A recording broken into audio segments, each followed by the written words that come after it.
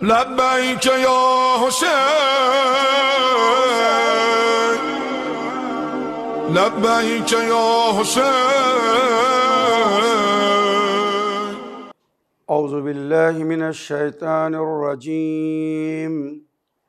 بسم الله الرحمن الرحيم. الحمد لله رب العالمين.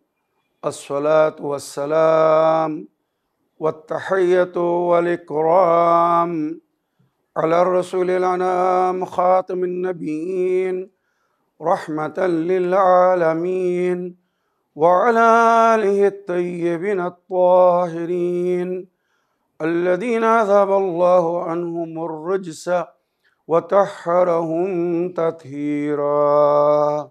اللهم صل على محمد وآل محمد.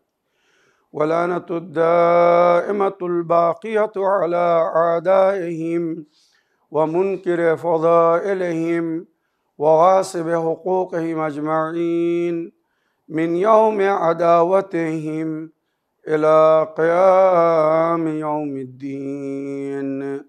أما بعد يا عباد الله، أوصيكم ونفسي بتقوى الله، وإن التقوى خير الزاد وبها المعاد، وتنفع يوم لا ينفع فيه مال ولا بنون إلا من أتى الله بقلب سليم.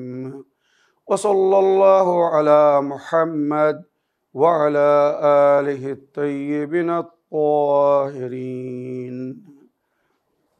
اللهم صل على محمد وآل محمد وعجل فرجهم. আমার প্রিয় দর্শক ও শ্রোতাবৃন্দ, আসসালামু আলাইকুম ওয়া রাহমাতুল্লাহি ওয়া বারাকাতুহু। আজ পবিত্র মুহররম মাসের 9 তারিখ। আগামীকাল রোজে আশুরা, যেদিন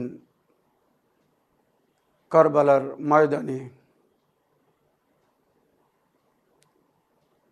নবীর নাতি, যার সম্পর্কে নবী কখনো নিজের সাহাবাদেরকে বলেছিলেন, হুসাইন মিন্নি ওয়া আনা মিনাল হুসাইন, মান আহাব্বাহু ফাকাদ আহাব্বানি। হুসাইন আমার থেকে, আমি হুসাইনের থেকে। যদি কেউ হুসাইনকে ভালোবাসে, সে আমাকে ভালোবেসেছে। ওমান আবগাদাহু ফাকাদ আবগাদানি। আর যদি কেউ হুসাইনের ঘৃণা করে, হুসাইনের থেকে নফরত করে, সে আমার থেকে নফরত করেছে, আমার সঙ্গে শত্রুতা করেছে, আমার ঘৃণা করেছে। যাদের সম্পর্কে নবীর বাণী, লাহমহু লাহমি ও দমহু দমি, হারবহু হারবি। এই হুসাইনের রক্ত আমার রক্ত, এই হুসাইনের মাংস আমার মাংস। এই হুসাইনের সঙ্গে যুদ্ধ করা মানে আমার সঙ্গে যুদ্ধ করা।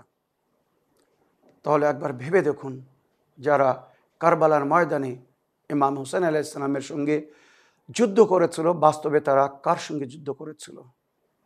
কাল হাসরের ময়দানে এরা আল্লাহর নবীকে কি করে মুখ দেখাবে? কিভাবে নবীর সম্মুখীন হবে? আল্লাহর লানাত হোক তাদের উপরে, যারা নবীর পরে নবীর আহলে বায়তের উপরে জুলুম করেছে। আল্লাহুম্মা লান আউওয়ালা যালিমিন যালামা হাক্কা মুহাম্মাদিন ওয়া আলি মুহাম্মাদ।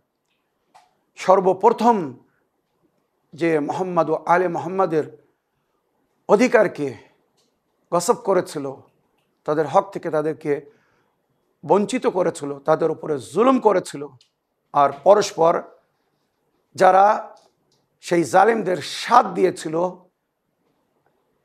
জিয়ারতে আশুরার মধ্যে, এদের সকলের উপরে আল্লাহর অভিশাপ হয়েছে। ভাবতে পারেন? তাই আমি অগ্রিম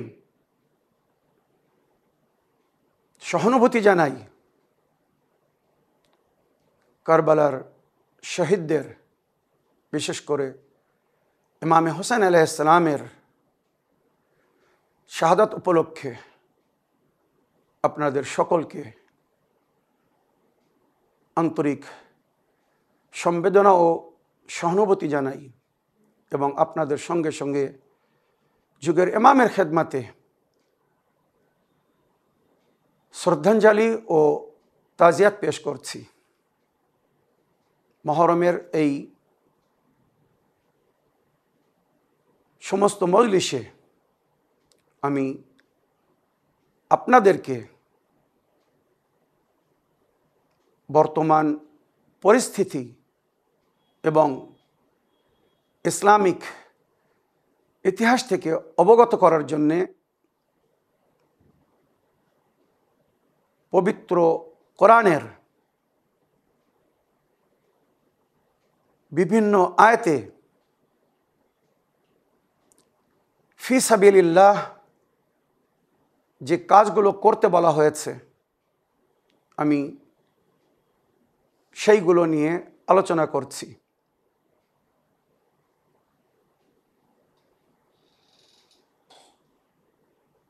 আগামীকাল রোজে আশুরা, কাল হয়তো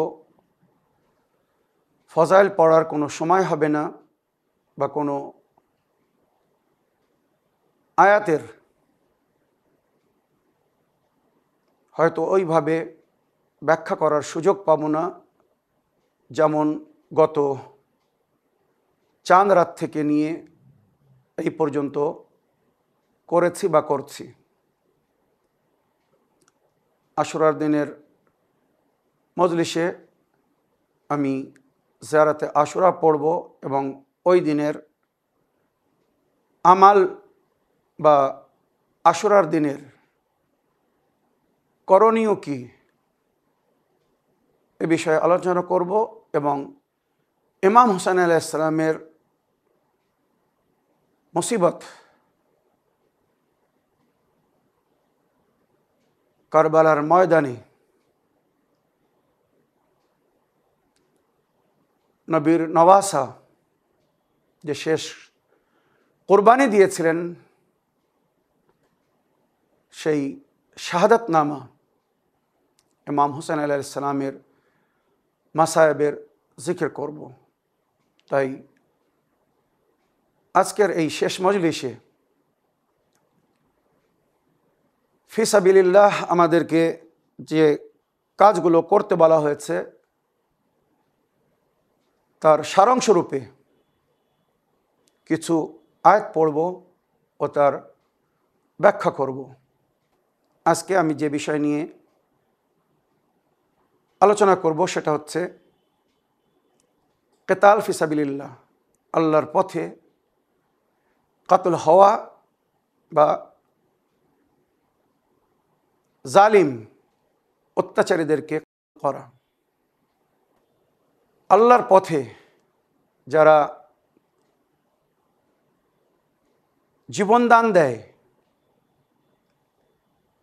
কাতল হয়, তাদের সম্পর্কে কোরআন বলছে ওয়ালা তাহসাবান্নাল্লাযীনা কুতিলু ফি সাবিলিল্লাহি আমওয়াতান, যারা আল্লাহর পথে কাতল হয়েছে বা যাদেরকে কাতল করা হয়েছে তাদেরকে মৃত বলো না, তারা বেঁচে আছে, কিন্তু তাদের জীবন, তাদের হায়াত অনুভব করার ক্ষমতা তোমাদের নেই। দ্বিতীয় আয়াতে আল্লাহ বলছেন ওয়ালা তাহসাবান্নাল্লাযীনা কুতিলু ফি সাবিলিল্লাহি আমওয়াতান বাল আহইয়াউন ওয়া ইনদা রাব্বিহিম ইরযাকুন, যারা আল্লাহর পথে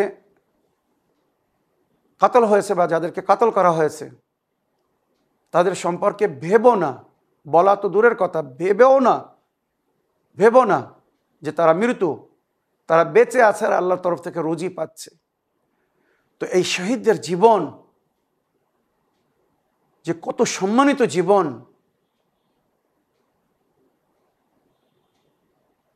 কারবালার ময়দানে একদিকে নদী ছিল, পানি প্রবাহিত ছিল, এজিদি লস্কররা তার উপরে কবজা করে রেখেছিল, তারা পানি পান করছিল। আর অন্য একদিকে ইমামে হোসেন আলাইহিস সালামের খায়মায় বা যেখানে ইমামে হোসেন বা ওনার সাথীরা ছিলেন, পিপাসা আর পিপাসা ছিল। যারা কারবালার ময়দানে পানি পান করছিল তারা মরে গেছে, আর যারা পিপাসায় ছিল তারা বেঁচে আছে। এর প্রমাণ আজ দুনিয়ায় দেখুন, যখন মহরমের চাঁদ উঠছে, চাঁদ ওঠে, গলিতে গলিতে, ঘরে ঘরে, নগরে নগরে, গা গ্রামে, শহরে শহরে, বিশ্বের সমস্ত দেশে প্রায় ইমামে হোসেন এবং ওনার সাথীদের জিকির হচ্ছে, স্মরণ হচ্ছে। এই স্মরণ ওনাদেরকে জীবিত করে রেখেছে। তাই আমি আমার দর্শক বিন্দুদেরকে বলতে চাই, যারা আল্লাহর পথে প্রস্থান করে, আল্লাহর পথে পদক্ষেপ নেয়, আল্লাহর পথে অন্যায়ের বিরুদ্ধে, বাতিলের বিরুদ্ধে, জুলুম ও জালিম ও অত্যাচারের বিরুদ্ধে লড়াই করে, তাদের পরিশ্রম, তাদের মেহনত কোনোদিন বিফল যায় না। এই আয়াতে আল্লাহ রাব্বুল আলামিন বলছেন সূরা আলে ইমরান আয়াত নম্বর 146, কাআইয়্যিম মিন নাবিয়্যিন কাতালা মাআহু রাব্বানিয়ুনা কাসীরুন ফামা ওয়াহানু লিমা আসাবাহুম ফি সাবিলিল্লাহ। সমস্ত আয়াতের মধ্যে সাবিলিল্লাহ এসেছে, এর অর্থ বুঝতে হবে যারা নবীদের সঙ্গে, আল্লাহর ওলিদের সঙ্গী হয়ে, আল্লাহর নেক বান্দারা যুদ্ধ লড়েছে, কেতাল করেছে, মানে অন্যায়ের বিরুদ্ধে তারা লড়াই করেছে, তারা কখনো দুর্বল হয়নি। হয়তো তাদেরকে মুসিবত সইতে হয়েছে আল্লাহর পথে, কিন্তু তারা দুর্বল হয়নি বা ভীতুতার পরিচয় দেয়নি।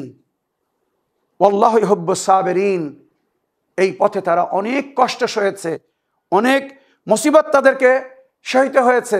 যার জিকির কোরআনে হয়েছে কারবালার শহীদদের সম্পর্কে, ইমাম হুসাইন আলাইহিস সালাম এবং ওনার সাথীদের সম্পর্কে, যার জিকির কোরআনের আয়াতের মধ্যে হয়েছে, ওয়ালা নাবলুয়ান্নাকুম বিশাইয়্যিম মিনাল খাউফি ওয়াল জু'i ওয়া নাকসুম মিনাল আমওয়ালি ওয়াল আনফুসি ওয়াস সামারাত ওয়া বাশশিরিস সাবিরিন আল্লাযীনা ইযা আসাবাতুম মুসিবা ক্বালু ইন্না লিল্লাহি ওয়া ইন্না ইলাইহি রাজিউন উলাইকা আলাইহিম সালাওয়াতুম মির রাব্বিহিম ওয়া রাহমা। আল্লাহ রাব্বুল আলামিন বলছেন, আমি তোমাদের পরীক্ষা নেব, লানাবলুয়ান্নাকুম বিশাইয়্যিম মিনাল খাউফ, ভয়ের মধ্যে রেখে। চারিদিক থেকে যখন জালিমরা অস্ত্রপাতি নিয়ে ঘিরে রেখেছিল, পরিবেশ ভয়ভীত ছিল, ভয়ঙ্কর ছিল, তাই আল্লাহ বলছে তোমাদের পরীক্ষা নেব কখনো ভয়ের মাধ্যমে, লানাবলুয়ান্নাকুম বিশাইয়্যিম মিনাল খাউফি ওয়াল জু'i, ক্ষুধায় পিপাসায় রেখে, লানাবলুয়ান্নাকুম বিশাইয়্যিম মিনাল খাউফি ওয়াল জু'i ওয়া নাকসুম মিনাল আমওয়ালি ওয়াল আনফুসি, মালের ক্ষতির মাধ্যমে, জানের ক্ষতির মাধ্যমে, ওয়াস সামারাত, সন্তান আওলাদের কতল হওয়ার মাধ্যমে। মাতা পিতা সব কিছু ব্যয় করে দেন, খরচ করেন সন্তান আদিদেরকে বাঁচানোর জন্য, রক্ষার জন্য, কিন্তু এখানে আল্লাহ বলছেন সব কিছু চলে যাবে, এমনকি সন্তান আদিদেরকেও আল্লাহর পথে দিয়ে দিতে হবে।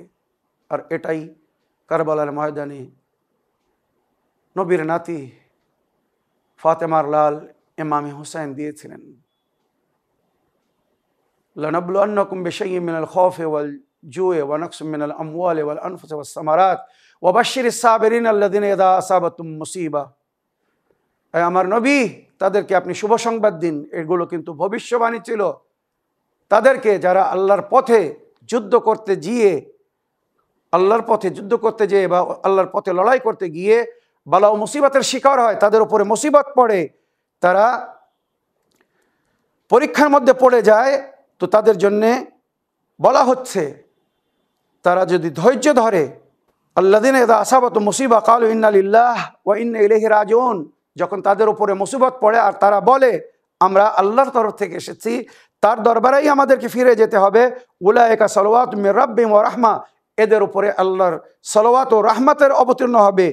উলাইকা হুমুল মুহতাদুন, এরাই বাস্তবে হেদায়েত গ্রহণকারী বা হেদায়েত ইয়াফতা, এরাই হেদায়েত পেয়েছিল। যদি এরা হেদায়েত না পেত, কখনো এরা আল্লাহর পথে লড়াই করতে গিয়ে ধৈর্য ধরত না। তো এখানে বলা হচ্ছে, আল্লাহর পথে যারা লড়াই করতে যাবে, তাদের উপরে মুসিবত পড়বে, তখন তারা দুর্বল হবে না বা ভীতুতার পরিচয় দেবে না, তারা ধৈর্য ধরবে। ওয়ামা কানা কাউলুহুম ইল্লা আন ক্বালু রব্বানা ইগফির লানা যুনুবানা ওয়া ইসরাফানা ফি আমরিনা ওয়া সাব্বিত আকদামানা ওয়ানসুরনা আলাল কওমিল কাফিরিন। একবার ভেবে দেখুন, যোদ্ধারা যখন যুদ্ধের ময়দানে যায়, তাদের উপরে যখন আক্রমণ হয়, তাদেরকে বালা ও মুসিবতের সম্মুখীন হতে হয়, তো তারা তখন কি বলে? মা কানা কাউলুহুম, তারা কিছু বলে না, শুধু এই বলে আন ক্বালু রব্বানা ইগফির লানা, আল্লাহ আমাদেরকে ক্ষমা করে দিবেন। যদি আমরা এর আগে কোনো ভুল করে থাকি, আমাদের কদমকে মজবুত করে দিবেন আর আমাদের মদত করবেন, যেন কুফফার ও মুশরিকিনদের উপরে আমরা বিজয় লাভ করতে পারি। ফাআতাহুমুল্লাহু সাওয়াবাদ দুনিয়া ওয়া হুসনু সাওয়াবাল আখিরা, আল্লাহ এদেরকে দুনিয়ায় সফলতা দিয়েছেন, আজর দিয়েছেন, এবং পরকালেও এদেরকে সুন্দর আজর দিবেন। ওয়াল্লাহু ইউহিব্বুল মুহসিনিন, খোদা এই নেক বান্দাদেরকে পছন্দ করেন। এখানে আল্লাহ রাব্বুল আলামিন শেষে বলছেন, ইয়া আইয়ুহাল্লাযিনা আমানু ইন তুতিউল লাযিনা কাফারু, যারা কুফর এখতিয়ার করেছে, নবীর দ্বীনকে ছেড়ে দিয়েছে, কাদের জন্যে? ইমামে হোসেনের বিরুদ্ধে যারা কারবালায় এসেছিল, তাদের সম্পর্কে কোরআন কি বলছে? ইয়া আইয়ুহাল্লাযিনা আমানু, এই ঈমানওয়ালে, মানে যারা ইমাম হোসেনের সঙ্গে ছিল, তাদের জন্য আল্লাহ বলছেন, ইয়া আইয়ুহাল্লাযিনা আমানু ইন তুতিউল লাযিনা কাফারু ইরুদ্দুকুম আলা আকাবিকুম, তোমরা যদি তাদের অন্তর্ভুক্ত হও, তাদের কথা মানো, মানে এজিদিদের কথা মানো, তো তোমাদেরকে তোমাদের পূর্বপুরুষদের দিনের দিকে, মানে কুফরের দিকে ফিরিয়ে দেবে। ফাতানকালিবু খাসিরিন, আর তোমরা ক্ষতিগ্রস্ত হবে। সুতরাং তাদের কথা শোনো না, দ্বীনে নবী ছেড়ো না, বরং হোসেন যে নবীর দ্বীনকে বাঁচাতে এসেছে, তার সাথ দাও, তার সঙ্গী হও। যদি এইভাবে তোমরা আল্লাহর পথে জিহাদ করো, ওয়ালা ইন কুতিলতুম ফি সাবিলিল্লাহ, আল্লাহ বলছেন, যদি আল্লাহর পথে তোমাদেরকে কাতল করা হয় বা তোমরা কাতল হয়ে যাও, ও মুত্তম, বা আল্লাহর পথে পদক্ষেপ নিতে গিয়ে, জিহাদ করতে গিয়ে যদি রাস্তায় বা কোথাও মারা যাও, লা মাগফিরাতুম মিনাল্লাহি, আল্লাহর তরফ থেকে তোমরা মাগফিরাত পাবে, ওয়া রাহমাতুন, আল্লাহর রহমতের বর্ষণ হবে, খায়রুম মিম্মা ইয়াজমাউন, তার চেয়ে তো অনেক অধিক, যেখানে তোমরা অন্যায়ের বিরুদ্ধে পদক্ষেপ নেওয়ার জন্য জমা হচ্ছ। ওয়ালা ইন মুত্তুম আও কুতিলতুম লা ইলাল্লাহি তুহশারুন, তোমরা যদি যুদ্ধের পথে মারা যাও বা যুদ্ধের ময়দানে যদি কাতল হয়ে যাও, তো আল্লাহর দরবারে তোমাদেরকে হাজির হতে হবে বা হাজির করা হবে। ফাবিমা রাহমাতিম মিনাল্লাহি লিনতা লাহুম, তোমরা যে লড়াই করতে গিয়ে কষ্ট সহেছ, কষ্ট বরদাস্ত করেছ, আল্লাহ রাব্বুল আলামিন নিজের নবীকে বলছেন, এদের সঙ্গে আল্লাহ রহমত করবেন। আর যদি যুদ্ধের ময়দানে কেউ নতশির হয়ে আসে, তো তার সঙ্গে নরম ব্যবহার করো। যেমন কারবালার ময়দানে হযরতে হুর নিজের ভুল বুঝতে পেরে নিজের পাপের প্রায়শ্চিত করতে এসেছিল, আর ইমামে হোসেনের কাছে এসে শবে আশুর ক্ষমা চেয়েছিল। আর আশুরার দিন সর্বপ্রথম নিজের ছেলেকে ইমাম হোসেনের পক্ষ থেকে এজিদিদের বিরুদ্ধে লড়াই করতে পাঠিয়েছিল, তারপরে নিজেও গিয়েছিল। তো এদের সম্পর্কে কোরআন বলছে, এদের জন্য অন্তরকে নরম করতে বলা হয়েছে, এদেরকে ক্ষমা করতে বলা হয়েছে। যদি এদেরকে ক্ষমা করে দেয় তো আল্লাহ তোমাদেরকে ক্ষমা করে দেবেন। মনে রাখবে, আল্লাহর পথে যারা যুদ্ধ করেছে, অন্যায়ের বিরুদ্ধে লড়াই করতে করতে মারা গিয়েছে, তাদের ইরাদা আজম যদি মজবুত হয় তো আল্লাহর উপরে ভরসা রেখে যদি তারা অন্যায়ের বিরুদ্ধে লড়াই করে তখন আল্লাহ তাদের মদত করে। ইন ইয়ানসুরকুমুল্লাহ ফালা গালিবা লাকুম, আর যখন আল্লাহ তোমাদের মদত করবে তখন কেউ তোমাদের উপরে বিজয় লাভ করতে পারবে না, তোমরাই বিজয় লাভ করবে। ওয়াইন ইয়াখদুলকুম ফামান দাল্লাযী ইয়ানসুরকুম মিন বাদ, কিন্তু যদি তোমরা হকের জন্য লড়াই না করো, অন্যায়ের বিরুদ্ধে যদি লড়াই না করো, তোমরা সত্যের জন্য যদি না ওঠো, বাতিলের বিরুদ্ধে যদি না ওঠো, ফামান দাল্লাযী ইয়ানসুরকুম মিন বাদ, তো আল্লাহ ছাড়া কে আছে যে তোমাদের মদত করবে। ওয়া আলাল্লাহি ফালিয়াতাওয়াক্কালিল মুমিনুন, মনে রেখো আল্লাহর উপরে শুধু মুমিনিনরাই বিশ্বাস রাখে, আর তারা জানে যে আমরা যদি আল্লাহর পথে লড়াই করি তো আল্লাহ আমাদের মদত করবেন। আর এটাই বাস্তব। আল্লাহর নেক মুমিন বান্দারা সমস্ত যুদ্ধে জয়লাভ করেছে। 1400 বছর থেকে আজ পর্যন্ত হিস্ট্রি তুলে দেখুন, আল্লাহর নেক বান্দারা মুমিনরা কখনো পরাজয় হয়নি।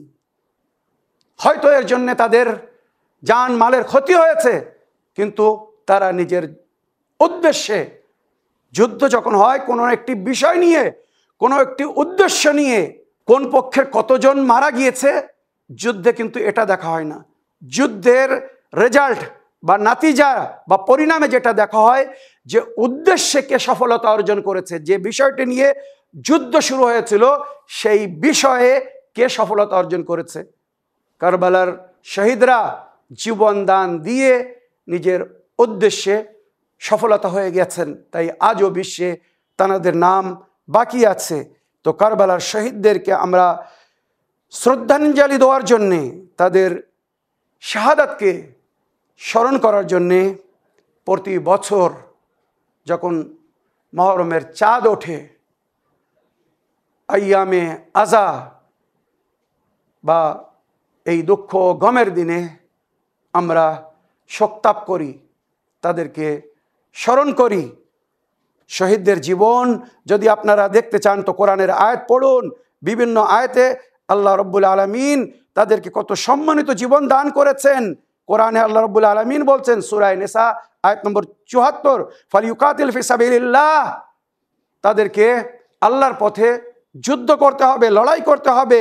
আল্লাযিনা ইয়াশরুনাল হায়াতাদ দুনিয়া বিল আখিরা, যারা দুনিয়ার পরিবর্তে আখিরাতের জীবন চায়, চিরস্থায়ী জীবন চায়, তাদেরকে অন্যায়ের বিরুদ্ধে এই দুনিয়ায় লড়াই করতে হবে।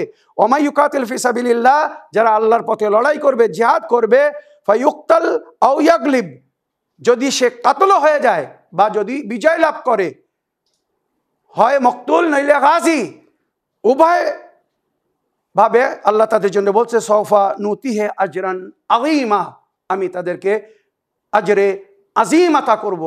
আল্লাহ আজিম, আর আল্লাহ যদি আজরে আযীম কাউকে দেয় সেটা কত বড় হবে হয়তো আমরা তার ধারণাও করতে পারি না। এখানে আল্লাহ রাব্বুল আলামিন বলছেন ওয়ামা লাকুম লা তুকাতুলুনা ফি সাবিলিল্লাহি ওয়াল মুস্তাযফিনা মিনার রিজালি ওয়ান নিসাই ওয়াল উইলদান আল্লাযিনা ইয়াকুলুনা রাব্বানা আখরিজনা মিন হাযিহিল ক্বরিয়া আয-যালিম আহলুহা ওয়াজআল লানা মিন লাদুনকা ওয়ালিয়ান ওয়াজআল লানা মিন লাদুনকা নাসীরা। মনে রাখবেন, মজলুমরা ফরিয়াদ করছে আল্লাহর দরবারে, এখনকার মজলুমরাও ফরিয়াদ করছে। মজলুম কারা নাম নেওয়ার দরকার নেই, তাদের ডাকে যদি আমরা সাড়া না দেই তো আমরা কাল আল্লাহর সামনে দায়ী হব।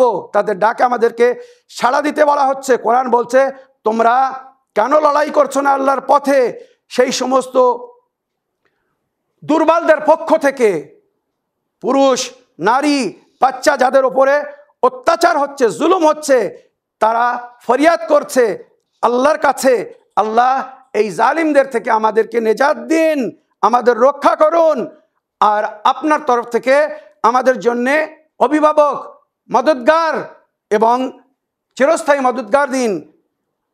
কেউ আমাদের মাথার উপরে আসুক, আমাদের সাহারা হোক, আমাদের মদত করুক, আমাদের রক্ষা করুক দুশমনের থেকে। এখন দুনিয়ার উপরে যাদের নজর আছে ইমানের সঙ্গে বলুন এই আয়াতের উপরে কারা আমল করছে, কোরআনের এই আয়াতের উপরে কারা আমল করেছিল, যেখানে তারা ফরিয়াদ করছিল আল্লাহর দরবারে, আল্লাহ কাউকে আমাদের অভিভাবক করে পাঠান, আমাদের মদদের জন্য পাঠান। তো আল্লাহর ডাকে শুধু আল্লাহর নেক বান্দারা সাড়া দিয়েছিল, আল্লাহর ডাকে, তাদের ডাকে আল্লাহর ওলিরা হাকিকি মুমিনরা সাড়া দিয়েছিল। আর বিশ্ব জগতে আজ পর্যন্ত যত লড়াই হয়েছে অন্যায়ের বিরুদ্ধে, সব সময় আল্লাহর নেক বান্দারা মুমিনরা যারা সৎপথের পথিক, তারাই সব সময় অন্যায়ের বিরুদ্ধে লড়াই করেছে, মজলুমের পাশে দাঁড়িয়েছে। মনে রাখবেন আল্লাহ বলছেন আল্লাযিনা আমানু ইউকাতিলুনা ফি সাবিলিল্লাহ, যারা ঈমান এনেছে, যারা হাকিকি মুমিন, তারা আল্লাহর পথে লড়াই করে জালিমদের বিরুদ্ধে, অত্যাচারীদের বিরুদ্ধে। ওয়াল্লাযিনা কাফারু ইউকাতিলুনা ফি সাবিলিত তাগুত, আর যারা কুফর করেছে, যারা কুফর করেছে, আল্লাহকে অস্বীকার করেছে, আল্লাহর কিতাবকে অমান্য করেছে, তারা তাগুতের সঙ্গে, তাগুতের পথে লড়াই করে। এখন তাগুত কারা আপনারা জানেন? ইহুদ ও নাসারা, এরা হচ্ছে তাগুত। যারা এদের সাথ দিচ্ছে, কোরআন বলছে এরা কুফর করেছে, ঈমান হারিয়ে ফেলেছে। প্রকাশ্য রূপে আমরা সেটা দেখছি। কোন মুসলমানেরা নিজের ঈমান হারিয়ে ফেলেছে? 61 হিজরিতে কারবালার ময়দানে একদিকে ইমাম হুসাইন ছিলেন, আর অন্য আরেকদিকে এজিদি মুসলমানেরা ছিল, যারা নিজের ঈমান হারিয়ে ফেলেছিল।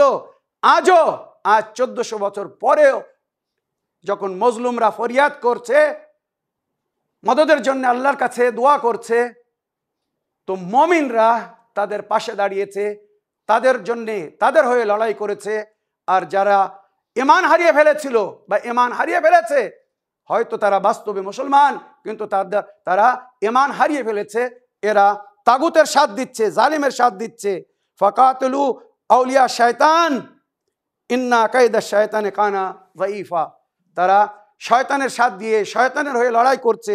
তবে আল্লাহ একটা জিনিস বলে বুঝিয়ে দিয়েছে তাদেরকে, মনে রেখো শয়তানের ফান্দা খুব দুর্বল, কমজোর।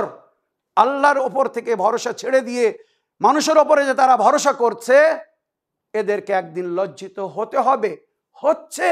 এটাই আল্লাহর ইনসাফ। আমার প্রিয় দর্শক ও শ্রোতাবৃন্দ, আমি এই 10 দিনের মজলিসে পরিস্থিতি হিসেবে যে আপনাদের সঙ্গে কোরআনের আয়াত তুলে ধরে কথা বললাম, যারা জ্ঞানী শিক্ষিত এরা এর থেকে শিক্ষা লাভ করবে। কারবালার ময়দানে সন 61 হিজরিতে যখন ইমামে হুসাইন আলাইহিস সালাম জালিমদের সামনে নিজের যুবক ছেলে জনাবে আলী আকবরকে লড়াই করার জন্যে, যারা দিন ঈমান হারিয়ে ফেলেছিল, তাদের বিরুদ্ধে যখন পাঠাচ্ছিলেন, তখন এইভাবে প্রার্থনা করছিলেন আল্লাহর কাছে,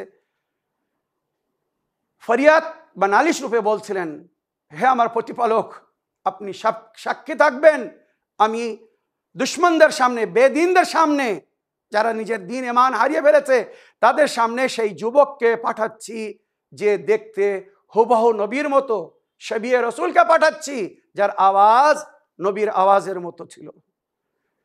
আশুরার দিন ভোরের সময় যখন ইমামে হুসাইন আলাইহিস সালাম নিজের ছেলেকে ডাকলেন আর ডেকে বললেন, আলী আকবর, আজ তুমি আজান দাও। জানাবে আলী আকবর বললেন, বাবা, সঙ্গে তো মুয়াজ্জিন আছে, সে আজান দিচ্ছিল, তাকেই আজান দিতে দিন। তখন ইমাম হুসাইন আলাইহিস সালাম আলী আকবরকে বললেন, বেটা, তোমার আওয়াজ নবীর আওয়াজের সঙ্গে খুব সিমিলারিটি রাখে, মিল রাখে, তুমি আজান দাও। তোমার আওয়াজ শুনে জালিমরা যেন বুঝতে পারে তারা কার সঙ্গে লড়তে এসেছে। যদি আওয়াজ শুনে মনে পড়ে যে এটা নবীর আওয়াজ, হয়তো তারা আমাদের সঙ্গে লড়াই করবে না। কিন্তু জালিমরা সেই আওয়াজের উপরেও রহম করেনি। যখন আলী আকবর আজান দিয়েছিলেন, দুশ্মনদের খেমায় একটি কোলাহল উঠল যে নবী কোথা থেকে এসে গেছেন। এই আওয়াজ তো নবীর আওয়াজ। যারা নবীর সামনে ছিল, নবীকে দেখেছিল, নবীকে শুনেছিল, তারা অবাক হয়ে আওয়াজ শুনছিল। আলী আকবর আজান দিচ্ছিলেন। আলী আকবরের আজান শুনে মদিনায় ওনার বোন জনাবে সোগরা উঠেছিলেন আর বললেন নিজের দাদিমাকে, জানাবে উম্মুল বানিনকে, দাদিমা আমি বলছিলাম না যে আমার ভাই ওয়াদা করে গেছেন আমাকে নিয়ে যাবেন, এসে আমার ভাইয়ের আওয়াজ শুনেছি, মনে হয় আমার ভাই আমাকে নিতে আসছে। আজিজ আলী আকবর ময়দানে এসেছেন, দুশমনদের মোকাবেলা করছেন, অনেক বড় বড় জালিমদেরকে ওয়াসিলে জাহান্নাম করে দিয়েছিলেন। যখন পিপাসার গালাবা হলো, আর পিপাসা সইতে পারছেন না, খায়মার দিকে ফিরে এসেছেন। বাবা যান, যদি একটু পানি পেতাম, জালিমদেরকে বুঝিয়ে দিতাম। ইমামে হোসেন বললেন, আমার আলী আকবর, আজ 18 বছর ধরে আমি অপেক্ষা করছিলাম। আমার আলী আকবর আমার কাছে কিছু দাবি করবে, কিছু চাইবে, আমি তার দাবি পুরো করে, তার আশা পুরো করে আমি আনন্দ পাবো, শান্তি পাবো। আলী আকবর, 18 বছর পরে তুমি এমন একটি দাবি করেছো, তোমার বাবা তোমাকে এক ফোঁটা পানিও দিতে সক্ষম নয়। আমার আলী আকবর, এসো আমার মুখে নিজের জবান দাও, হয়তো একটু তরল হয়ে যাবে, একটু নরম হয়ে যাবে। আলী আকবর বাবার মুখে জবান দিয়ে সঙ্গে সঙ্গে টেনে নিয়েছে। বাবা, আপনার জিহ্বা হতো আমার জিভের চেয়ে তো অনেক শুষ্ক। বাবা যান, আর পানি পান করব না, এবারে আমি যাচ্ছি, বিদায় দিন। যাও বাবা, হাউজে কৌসারে তোমার দাদা আলী ইবনে আবি তালিব জামে কৌসার নিয়ে তোমার অপেক্ষায় আছে। আলী আকবর ময়দানে আসছে, জালিমরা চারিদিক থেকে ঘিরে ধরেছে, শবিয়ে রসুলের ওপরে তীর তলোয়ার দিয়ে আক্রমণ করেছে। এমন সময় আলী আকবরের কলেজের ওপরে এমন এক বর্ষা লাগলো, যে বর্ষার আঘাতে আলী আকবর আর নিজেকে ঘোড়ার ওপরে রাখতে পারলেন না। আলী আকবর পড়ে গিয়ে বর্ষার যন্ত্রণায় এড়ি রাগড়াচ্ছিলেন, গুড়মুড়ো দিয়ে জমিনের কারবালার মাটির ওপরে পা গোটাচ্ছিলেন। একবার ইমামে হোসেনকে ডাক দিলেন, বাবা যান, যুবক ছেলে আপনাকে ডাকছে। বাবা যান, আমি জানি আপনি ক্লান্ত, কিন্তু আমার বুকের উপরে তীর লেগে আছে, বড় কষ্ট পাচ্ছি। বাবা যান, একটু ছুটে আসুন। আলী আকবরের আওয়াজ শুনে ইমাম হোসেন কারবালার দিকে ছুটে যাচ্ছেন। যুবক ছেলে তীর খেয়ে পড়ে আছে, এই ধারণায় ইমামে হোসেনের চোখের সামনে অন্ধকার হয়ে এসেছে। যখন কারোর ওপরে ভয়ঙ্কর মুসিবত পড়ে, চোখের সামনে অন্ধকার হয়ে যায়, ইমামে হোসেনের সামনে অন্ধকার হয়ে এসেছে। ইমামে হোসেন আলাইহিস সালাম বললেন, আদ দুনিয়া বাদাকাল আফা, বেটা তোমার পরে দুনিয়া অন্ধকার হয়ে আসছে, আওয়াজ দাও, আওয়াজের ভরসায় আমি তোমার কাছে পৌঁছে যাচ্ছি। আলী আকবর আস্তে আস্তে আওয়াজ দিচ্ছে।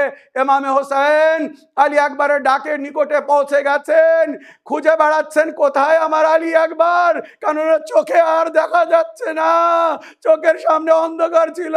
আলী আকবর আওয়াজ দিয়ে ডাকলেন, ইমামে হোসেন কোন রকমে খুঁজতে খুঁজতে ছেলের লাশের কাছে পৌঁছেছেন, ছেলের কাছে পৌঁছেছেন, কিছু দেখা যাচ্ছে না। তখন আলী আকবর নিজের বাবাকে বললেন, বাবা, আমার বুকের ওপরে, কলেজের ওপরে তীর বিঁধে আছে, আপনি যদি এটা একটু বাহির করে দিতেন, হয়তো একটু স্বস্তি হতো, একটু আরাম পেতাম। ইমামে হোসেন নিজের ছেলের পাশে বসে তীরকে ধরে নজফের দিকে মুখ করে বললেন, মদিনার দিকে মুখ করে বললেন, এ বাবা আলী, খায়বারের দরজা তোলা বড় আসান, নিজের বুকের, নিজের কলেজের টুকরো ছেলে, যুবক ছেলের বুক থেকে তীর বাহির করা বড় কঠিন। নানা নবী সাক্ষী থাকবেন, শবিয়ে রসুলের ওপরে তীর মারা, তীর মেরেছে। নানা, আমাকে দুয়া দিন, আমি যেন এই পরীক্ষায় পাশ করতে পারি। সুতরাং ওই তীর যখন বাহির করেছেন, তীরের সঙ্গে আলী আকবরের কলেজা বাহির হয়ে এসেছে। আলী আকবরের শেষ সময় এসে গেছে। বলছেন, বাবা, বাবা জিজ্ঞাসা করছেন, আলী আকবর বেটা কোনো আশা আছে, কোনো শেষ খাইশ বা আশা আছে? তখন আলী আকবর বললেন, বাবা, আমি যখন মদিনা থেকে রওনা হচ্ছিলাম, আমার বোন সোগরা আমার কাছ থেকে অঙ্গীকার নিয়েছিল যে আমি তাকে নিয়ে আসব, কিন্তু আমি তো যেতে পারিনি।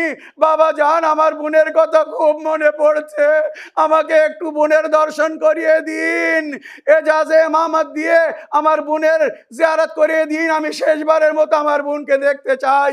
ইমাম হোসেন বললেন, আমার আঙুলের মাঝখান থেকে দেখো। আলী আকবর আঙুলের মাঝখান থেকে দেখা শুরু করেছে।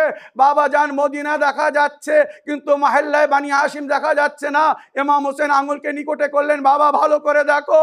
বাবা, মহল্লায় বানি হাশিম দেখা যাচ্ছে, কিন্তু বাড়ি দেখা যাচ্ছে না। আরো নিকট করলেন, বেটা ভালো করে দেখো। বাবা, বাড়ি দেখা যাচ্ছে, কিন্তু আমার বোন সোগরা কোথাও নজরে আসছে না। আলী আকবর, আর একবার ভালো করে দেখো। এবারে যখন দেখলেন আলী আকবর, কি দেখছেন? সোগরা সেই দুই পায়ের নিশানির মাঝখানে মাথা রেখে কাঁদছে আর বলছে, এই আমার আলী আকবর, এই আমার ভাই, যাবার সময় এই মাটির ওপরে পায়ের নিশান রেখে গিয়েছিলে, আমি নিজেকে সান্ত্বনা দিতাম আমার ভাই এই কদমে চলে আমাকে নিয়ে আসবে। আমার ভাই কোথায় তুমি? এখান থেকে যাওয়ার পরে কি সোগরাকে ভুলে গিয়েছো? আলী আকবর বললেন, বাবা শিগগিরই হাত সরিয়ে নিন, আমার বোন আমাকে ডাকছে, আমার বোন এই অবস্থায় আমাকে ডাকছে, তাকে আমার সালাম পৌঁছে দেবেন। যদি কেউ মদিনায় যাওয়ার লোক হয় তাকে খবর পাঠাবেন যে আলী আকবর বেঁচে থাকলে অবশ্যই নিয়ে আসতো, কিন্তু আলী আকবর আজ এই দুনিয়া থেকে আশুরার দিন চলে যাচ্ছে। ইন্না লিল্লাহ ওয়া ইন্না ইলাইহি রাজিউন বলে আলী আকবর শেষ বিদায় নিলেন। ইন্না লিল্লাহ ওয়া ইন্না ইলাইহি রাজিউন, রাদান বিকাদাহি ওয়া তাসলিমান লিআমরিহি।